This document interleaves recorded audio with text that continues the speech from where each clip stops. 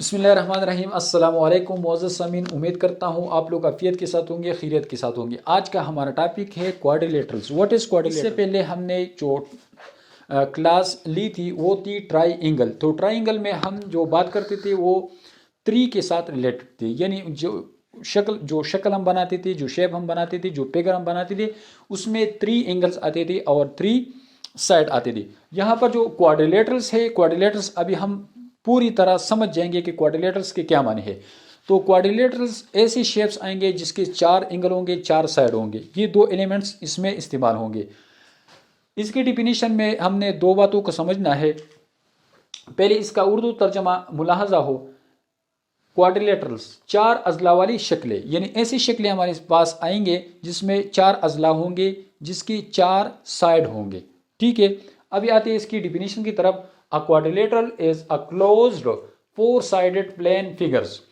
ये जो quadrilateral figure हमारे सामने आएगा ये क्लोज्ड होगा, 4 साइडेड होगा और ये प्लेन होगा। इन 3 बातों को हमने समझना है। जब क्वाड्रिलेटरल आया तो क्वाड्रिलेटरल तो हमने समझ लिया कि ये 4 अजला वाली शक्लें है, यानी 4 साइडेड है। तो ये क्वाड्रिलेटरल, ये जो 4 साइडेड वाली बात है ये क्वाड्रिलेटरल के अंदर आ गई। दूसरी बात है क्लोज्ड।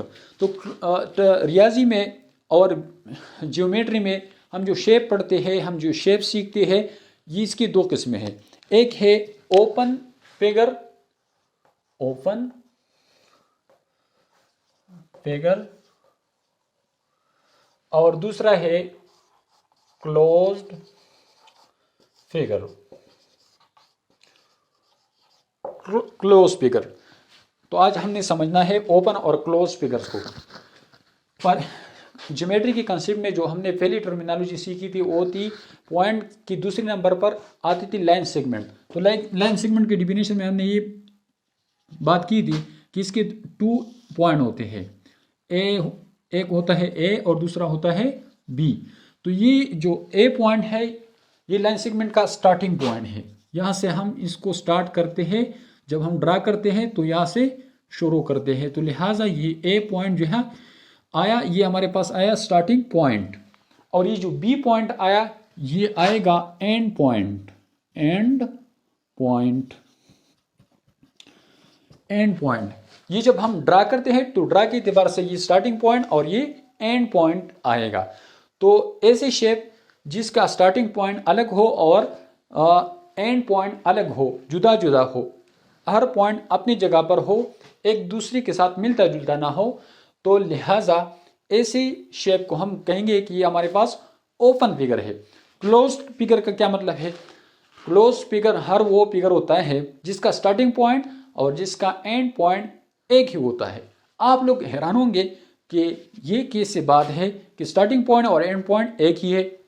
तो इसका आसान मिसाल है, जब हम सुबह घर से निकलते हैं तो शाम को घर ही वापस आते हैं।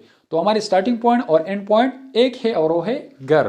तो अभी आते हैं क्लोज फिगर की तरफ। अब फॉर एग्जाम्पल मैंने यहाँ पर एक पॉइंट लगाया और मैं एक सर्कल बना रहा हूँ।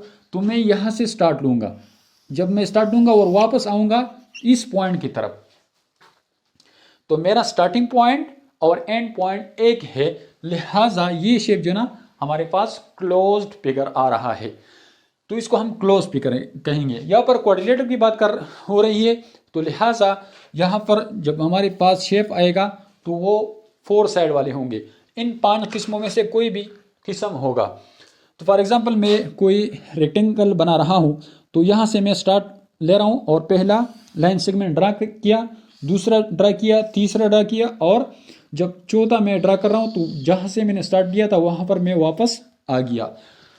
तो लिहाजा ऐसी शक्लें, ऐसी शेप्स, ऐसी फिगर्स जिसको हम ड्रा करते हैं, जहाँ से स्टार्ट लेते हैं वहाँ पर वापस आते हैं और ये क्लोज हो जाते हैं। तो इसलिए इसको क्लोज फिगर कहते हैं।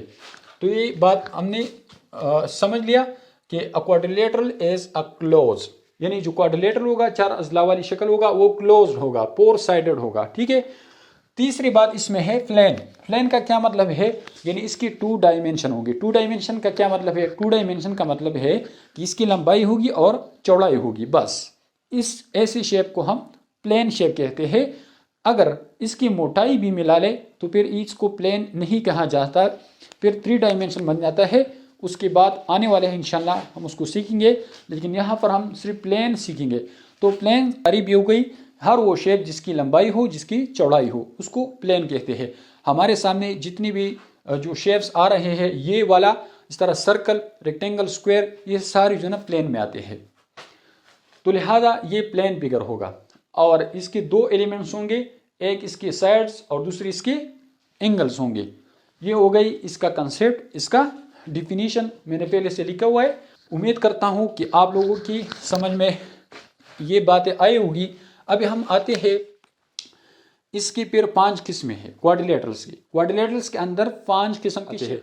पहले को हम कहते हैं रोम्बस। तो ये शेप जो आपको नजर आ रहा है, ये रोम्बस की एक शेप है। और दूसरा है ट्रापीजियम, तीसरा है काइट, चौथा है स्क्वायर और पांचवा है रेक्टेंगल।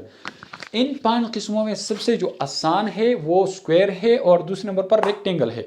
जब हम इन 2 को समझेंगे तो फिर इन तीनों का समझना इंतहाई आसान होगा। लिहाजा हमें सबसे पहले आसान समझना है और जब हम आसान समझेंगे तो मुश्किल भी आसान बन जाएगी।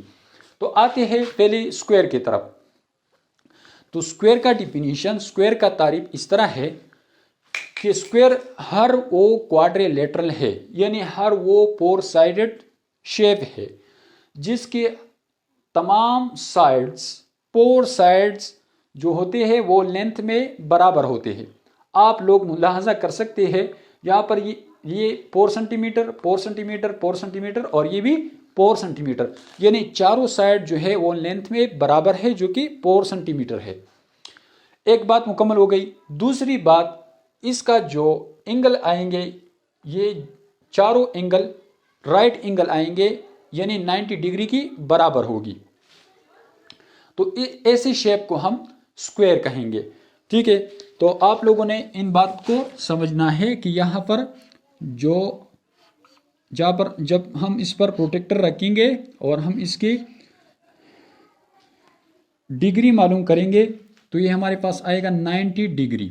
और 90 डिग्री वाला एंगल हमने एंगल्स के कांड में पढ़ी है कि इसको हम राइट एंगल कहते हैं। तो इसके चारों एंगल जो आएंगे वो राइट एंगल होंगे।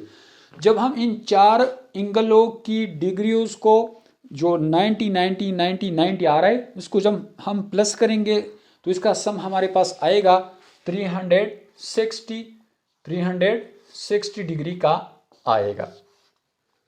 तो आप लोगों ने इन बात को समझना है कि जितनी भी क्वाड्रिलेटरल शेप्स है, इसकी जो चारों अजला की जो 4 एंगल्स आ रहे हैं, जब हम इसका सम करेंगे, इसका जमा करेंगे, तो इसका सम यानी इसका आंसर हमारे पास आएगा 360। चाहे वो रोम्बस हो, ट्रापीजियम हो, काइट हो या रेक्टेंगल हो या स्क्वायर हो। लेकिन रेक्टेंगल और स्क्वायर इंतहाई आसान इस बात पे है कि इसमें जो एंगल आते हैं वो 90 डिग्री की बराबर होते हैं।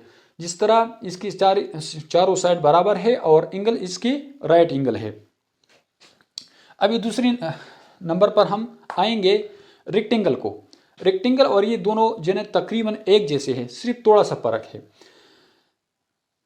इनमें दोनों में मुश्तरक बात यह है कि जिस तरह यहाँ पर जो है इसके एंगल 90 डिग्री यानी राइट एंगल आते थे, यहाँ पर रेक्टेंगल में भी राइट एंगल आएंगे। ठीक है, ये बात दोनों में मुश्तरक हो गई। अभी फर्क इसमें क्या है कि इनकी चारों साइड बराबर है, लेकिन इनकी चारों साइड बराबर नहीं है, बल्कि इनकी जो अपोजिट साइड है वो आपस में बराबर है। ये साइड इस साइड का अपोजिट है, तो ये भी 7 सेंटीमीटर है, ये भी 7 सेंटीमीटर है। ये साइड इस साइड का अपोजिट है और ये साइड इस साइड का अपोजिट है, आपस में एक दूसरे का अपोजिट है और लेंथ में दोनों बराबर है। ये 4 सेंटीमीटर है तो ये भी 4 सेंटीमीटर है।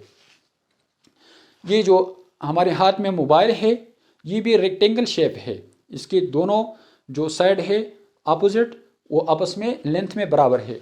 ये जो हमारा बोर्ड है, ये साइड और ये साइड, ऊपर वाले साइड और नीचे वाला साइड, ये आपस में लेंथ में बराबर है, और वो साइड और ये साइड आपस में जो अपोजिट है ये लेंथ में बराबर है। तो ऐसे शेप जो आते हैं, हमारे दरवाजे, हमारी खिड़कियाँ, हमारे रोशनदान, ये सारे रेक्टेंगल बने हुए होते हैं, लिहाजा ऐसी शेप्स को हम रेक्टेंगल कहेंगे। और तो स्क्वायर और रेक्टेंगल आप लोगों को इंशाल्लाह ज़रूर समझ आए होंगे। अभी हम आएंगे रोम्बस और दूसरों की तरफ। ये जो रोम्बस है ये बिल्कुल स्क्वायर की तरह मिलता जुलता है। जब हम ये स्क्वायर का शेप जो है ना, इस पर थोड़ा दबाव डालेंगे, थोड़ा प्रेशर डालेंगे तो ये थोड़ा टेढ़ा हो जाएगा, ये इस तरह बन जाएगा, इस तरह बन जाएगा। ये जब हम इसको थोड़ा प्रेस करेंगे तो ये स्क्वायर जो है ना ये शेप इख्तियार करेगा। जब ये शेप इख्तियार करेगा तो फिर हम इस शेप को कहेंगे कि हमारे पास रोम्बस है। इन दोनों में मुश्तरक बात यह है कि जिस तरह स्क्वायर के 4 साइड जो लेंथ में बराबर है, इस तरह रोम्बस के भी 4 साइड आपस में बराबर होंगे। इन दोनों में फ़र्क क्या है? इन दोनों में फ़र्क ये है कि यहाँ पर जब एंगल आ रहे तो राइट एंगल आ रहे हैं, लेकिन यहाँ पर राइट एंगल नहीं आएंगे, कभी एक्यूट आएंगे और कभी एब्ट्यूस आएंगे। सिर्फ इसमें ये बात है कि यहाँ पर जो अपोजिट एंगल है, फॉर एग्जांपल ये एंगल और ये एंगल, ये दोनों आपस में बराबर होंगे। अगर ये 60 डिग्री है तो ये भी 60 डिग्री आएगा। अगर ये 140 डिग्री है तो ये भी 140 डिग्री आएगा। अपोजिट एंगल आपस में बराबर होंगे और लेंथ में जो 4 साइड है वो भी बराबर होंगे। फर्क सिर्फ ये है इन दोनों का कि ये इसमें राइट एंगल आते हैं, इसमें राइट एंगल नहीं आएंगे, बस फर्क इतना है। तो ऐसे शेप को हम फिर कहेंगे कि ये रोम्बस है। तो रोम्बस की डिफिनेशन फिर मुलाहजा हो, इसके चारों साइड बराबर होंगे, इसके अपोजिट एंगल जो है ना वो आपस में बराबर होंगे, इसके जो अपोजिट साइड है ये आपस में पैरेलल होंगे। ये साइड और ये साइड आपस में पैरेलल है और ये साइड और ये साइड आपस में पैरेलल है। ऐसे शेप्स को हम कहेंगे कि ये हमारे पास रोम्बस है। दूसरी किस्म जो है वो ट्रापीजियम है। ट्रापीजियम का डिफिनेशन बहुत आसान है। इसकी जो 2 अपोजिट साइड्स है ये पैरेलल होंगे और 2 अपोजिट साइड नॉन पैरेलल होंगे। इनकी दोनों अपोजिट साइड जो है ना वो बराबर थे लेंथ में, ठीक है। दोनों अपोजिट, ये अपोजिट और ये अपोजिट, ये अपोजिट और ये अपोजिट रेक्टेंगल की। लेकिन ट्रापीजियम जो है, ट्रापीजियम में ये साइड और ये साइड आपस में पैरेलल होंगे। लेंथ की बात नहीं है, ये छोटा है लेंथ में इससे और ये बड़ा है लेंथ में इसी से, लेंथ की बात नहीं कर रहा, ये दोनों पैरेलल होंगे, ठीक है। और ये दोनों जो है ये जो ये साइड है और ये साइड है ये नॉन पैरेलल होंगे। तो ऐसे ही शेप को हम कहेंगे कि ये ट्रापीजियम है। ट्रापीजियम के लिए मैं एक आप लोगों की बात को समझाने के लिए, आप लोगों को जहन नशीन करने के लिए एक ख़याली जो ना एक खाका पेश कर रहा हूँ। इसको जब मैं बच्चों को पढ़ाता हूँ तो मैं बच्चों की ज़बान में उसको समझाने के लिए इस तरह करता हूँ। ये जो ट्रापीजियम है ये नाम हम चेंज करेंगे ट्रैफिक की तरफ। ट्रैफिक जहाँ पर गाड़ी ज़्यादा होते हैं और रश होते हैं उसको हम ट्रैफिक कहते हैं, ठीक है। तो जब भी हमारे सामने ट्रापीजियम का लफ्ज़ आ जाए तो हमारे जहन में ये आना चाहिए ट्रैफिक, ठीक है। वो जो गाड़ियों का हुजूम होता है वही ट्रैफिक आना चाहिए। और ये इसका जो शेप होता है ये बिल्कुल गाड़ियों की तरह होता है, ठीक है। तो जब ट्रापीजियम आ जाए, ट्रापीजियम, तो हमारे जहन में आना चाहिए कि ट्रैफिक, गाड़ियों का हुजूम। तो जब गाड़ियों की बात जहन में आ जाएगी तो इससे हमारे जहन में ये बात भी आएगी कि ट्रापीजियम का शेप जो है वो गाड़ियों की तरह है। मजाक ना बनाए, ये वैसे मैंने आप लोगों को इस बात को जहन नशीन करने के लिए ये बात की है, क्योंकि ये 2 चीज़ें जो है ये स्क्वायर और रेक्टेंगल ये तो कॉमन है, हर किसी को याद होते हैं, लेकिन ये बहुत कम हमारे सामने आते हैं। इस वजह से ये अक्सर हम भूल जाते हैं। तो बच्चों को समझाने के लिए मैं ये तरीके यूज़ करता हूँ। आप लोग तो बड़े हैं लेकिन फिर भी अगर आप लोगों के काम आए तो अच्छी बात है। तो ये थी दूसरी किस्म। अभी आखिरी किस्म काइट है। और काइट आप लोग और हम लोग समझते हैं कि काइट क्या है। बच्चे जो ना उड़ाते हैं हवा में, उसको हम काइट कहते हैं, पतंग कहते हैं। ये भी एक शेप है और इसकी 4 साइड होते हैं, ठीक है, ये एक क्वाड्रिलेटरल शेप है, ये क्वाड्रिलेटरल शेप है, ये क्वाड्रिलेटरल है, ये एक क्वाड्रिलेटरल है और ये एक क्वाड्रिलेटरल है। तो इन क्वाड्रिलेटरल में ये भी एक शेप है जिसको हम काइट कहते हैं। इसमें दो पेयर ऑफ साइड एक जैसे होते हैं। देखो, एक लाइन सेगमेंट ये है और ये दूसरा ये है, तो ये दोनों का एक पेयर बन गया और ये दोनों का एक पेयर बन गया। ठीक है, तो दो एडजेसेंट लाइन सेगमेंट से बना हुआ एक शेप होता है और इसमें अपोजिट ओनली टू एंगल जो होता है वो आपस में बराबर होते हैं। ये एंगल और ये एंगल, ये दोनों आपस में इक्वल होता है। तो ऐसी शेप को हम कहेंगे कि ये काइट है। तो उम्मीद करता हूँ आप लोगों को आज की क्लास समझ आई होगी। अगर फिर भी किसी किस्म का सवाल है, क्वेश्चन है, जहनी अशकाल है, तो आप लोग कमेंट सेक्शन में पूछ सकते हैं। मेरा व्हाट्सएप नंबर पर आप पूछ सकते हैं।